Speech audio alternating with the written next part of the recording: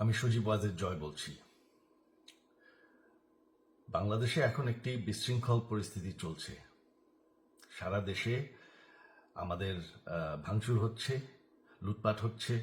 আমাদের শহরের বাইরে আমাদের নেতাকর্মী, আমাদের আওয়ামী লীগের নেতাকর্মীদের উপর হামলা চলছে, অনেকে হত্যা করা হয়েছে। এই পরিস্থিতিতে আমি বলতে চাই, আওয়ামী লীগ হচ্ছে বাংলাদেশের সবথেকে পুরাতন গণতান্ত্রিক এবং সবথেকে বড় দল। আওয়ামী লীগ কিন্তু মরে যায়নি।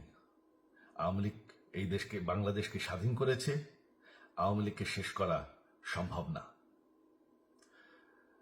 আমরা বলেছিলাম যে আমার পরিবার আর রাজনীতি করবে না, তবে আমাদের নেতাকর্মীর উপর যেভাবে হামলা হচ্ছে, এই পরিস্থিতিতে আমরা হাল ছেড়ে দিতে পারি না।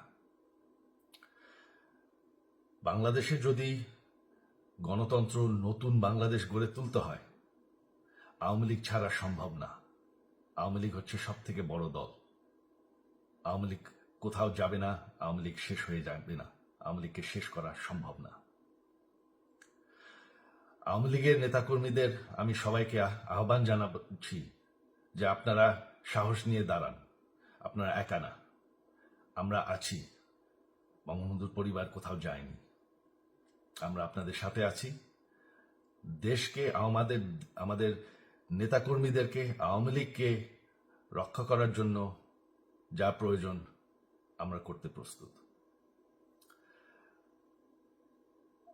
এই যে আমাদের বর্তমান যারাই আছে ক্ষমতায়, তাদেরকে আমি বলবো যে আমরাও একটি গণতান্ত্রিক, শৃঙ্খল, নিরাপদ বাংলাদেশ চাই, জঙ্গিবাদ মুক্ত।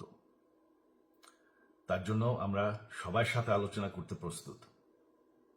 শুধুমাত্র তারা যদি জঙ্গিবাদ এবং ভায়োলেন্স বাদ দেয়। শেখ হাসিনা মরে যাননি, আমরা কোথাও যাইনি। বাংলাদেশ আওয়ামী লীগ ছাড়া গণতন্ত্র, নির্বাচন সম্ভব না। এই বলে আমি আমার কথা শেষ করছি। জয় বাংলা।